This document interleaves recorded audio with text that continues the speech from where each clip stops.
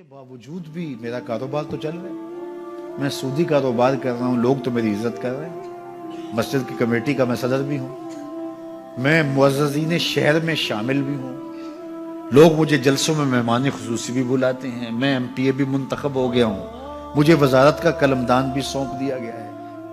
وہ میاں اللہ کی نظر میں ان چیزوں کی اہمیت ہی نہیں ہے، یہ چیزیں ہوتی کیا ہیں؟ وہ یہ نہیں چھینتا، وہ ہدایت چھینتا، وہ روٹی نہیں چھینتا، وہ تو نمرود کو بھی روٹی دیتا تھا۔ اس نے کبھی سورج کو منع نہیں کیا کہ اس کے گھر میں روشنی نہ کر، یہ حامان کا گھر ہے، یہ قارون کا گھر ہے، یہ میرے دشمنوں کا گھر ہے، اس کے گھر میں روشنی نہیں ہونی چاہیے۔ چاند کو کہتا ہے اپنی کرنیں بکھیر، سورج کو کہتا ہے اپنی روشنی بکھیر۔ جس طرح باجزید کے گھر میں روشنی ہوتی ہے، اس مکار کے گھر میں بھی ایسی روشنی ہوتی ہے، فرق نہیں پڑتا۔ تو وہ کرم نوازیاں تو نہیں رکتی، لیکن اللہ جب کسی سے ناراض ہوتا ہے تو اس سے ہدایت کی توفیق سلب کر لیتا ہے، تو اعلان جنگ ہوتا ہے۔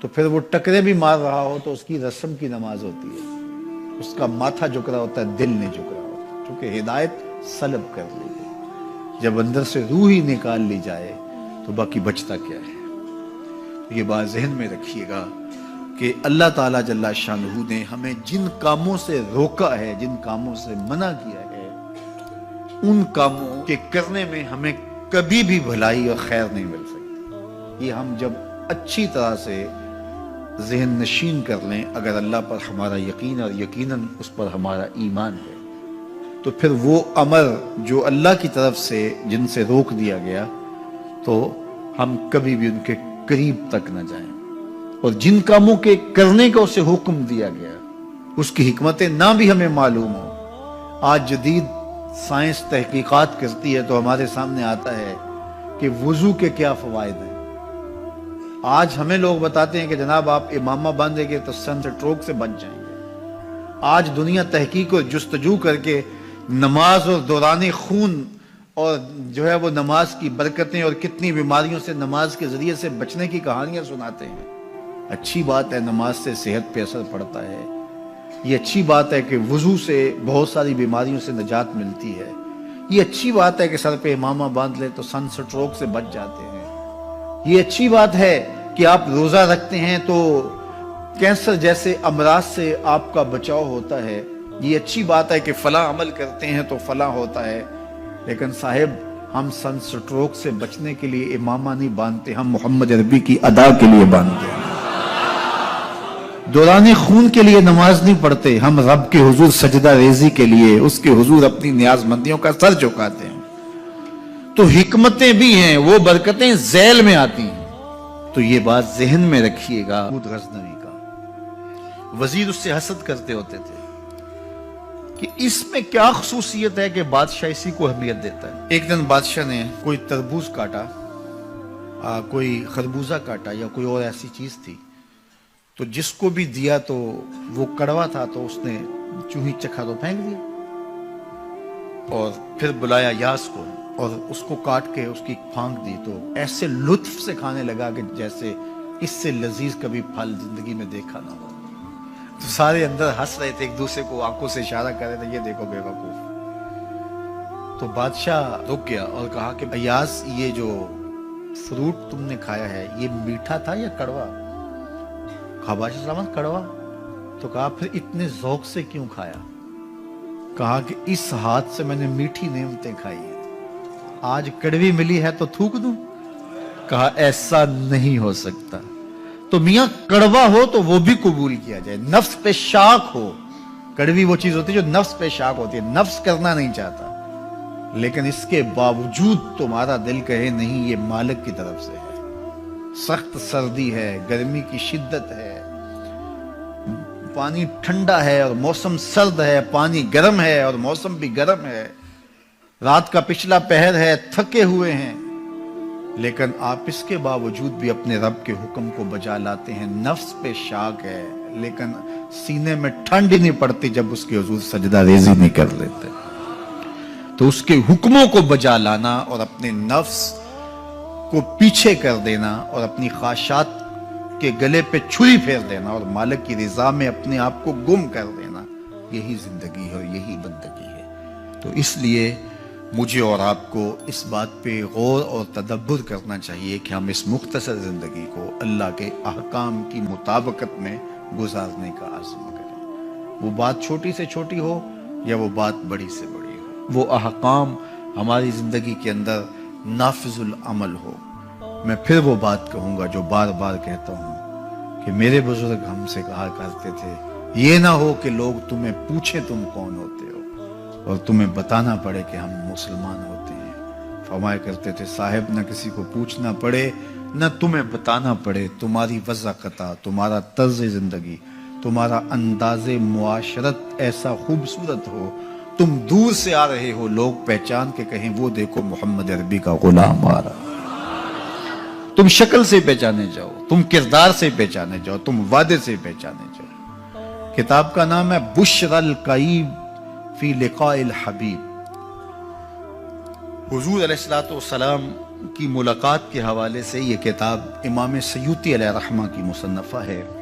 اس میں ایک واقعہ انہوں نے لکھا کہ ایک شخص قبر میں اترا اور نکیرین آئے اور انہوں نے سوال و جواب کا سلسلہ کیا، من ربوں کا، ما دینوں کا۔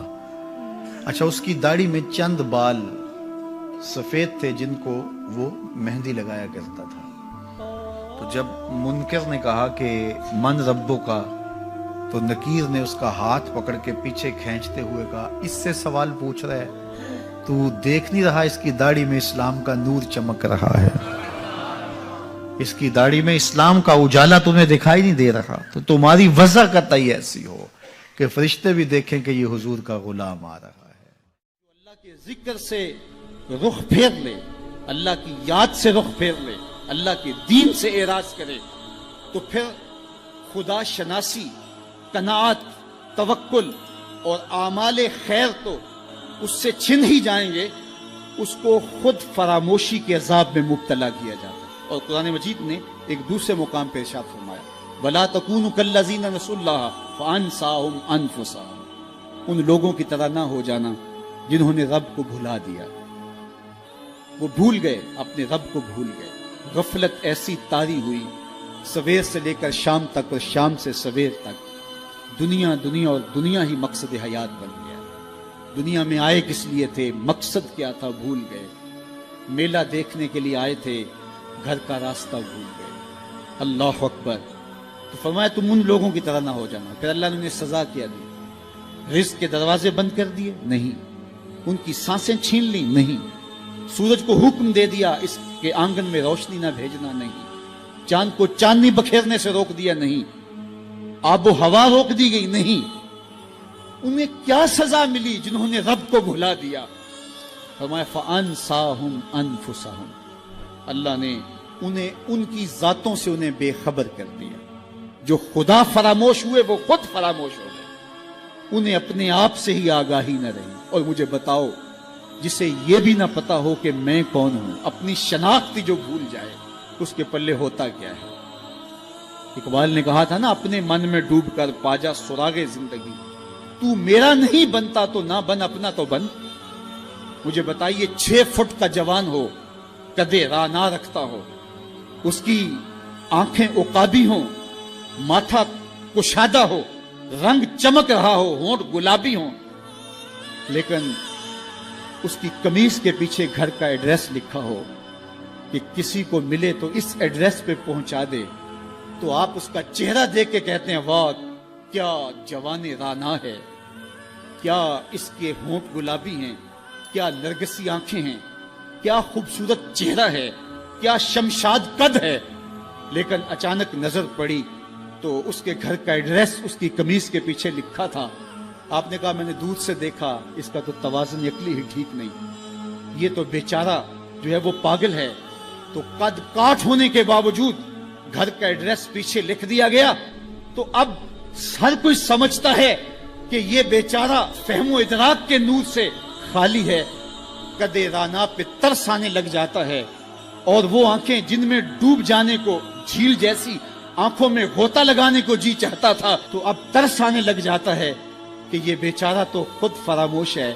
اللہ فرماتا ہے جس نے رب کو بھلا دیا، تم یہ نہ دیکھو اس کے بنگلے کتنے ہیں، یہ نہ دیکھو اس کے پاس کوٹھیاں کتنی ہیں، یہ نہ دیکھو اس کی چمکتی ہوئی کتنی لمبی گاڑی ہے، یہ نہ دیکھو کہ عالی نسب ٹاؤن کے اندر اس کا گھر ہے، یہ نہ دیکھو اس کا بینک بیلنس کتنا ہے، ہاں یہ بھی نہ دیکھو اس کے پاس وزارت کا قلم دان ہے، یہ بھی نہ دیکھو کہ یہ وزارت عظمیٰ کی کرسی پہ بیٹھا ہوا ہے، یہ بھی نہ دیکھو کہ اقتدار کی مسند پہ جھولتا ہے، یہ بھی نہ دیکھا ہو کہ یہ ڈائس پہ کھڑے ہو کے نعرے لگاتا ہے، لوگ آگے سے جواب دے کے واہ واہ کے ڈونگرے برساتے ہیں۔ کہا اس کی قمیض کے پیچھے لکھا ہوا ایڈریس پڑھ لو، فَأَنْسَاهُمْ أَنفُسَهُمْ، یہ وہ شخص ہے کہ جو اپنا پتہ بھول چکا ہے، جسے پتہ ہی نہیں کہ میں کون ہوں، اس دنیا پہ آیا کیوں، جو آ کے بھول گیا ہے، اسے گھر کا رستہ ہی نہیں مل رہا اور یہ بھاگا پھر رہا ہے دنیا کے اندر۔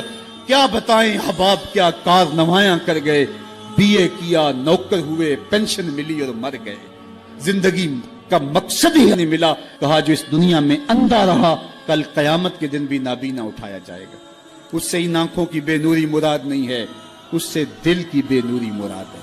اسی لیے اقبال نے کہا تھا دل بینا بھی کر طلب خدا سے، کہ آنکھ کا نور دل کا نور نہیں ہے، آنکھ کا نور اور ہے، دل کا نور اور ہے۔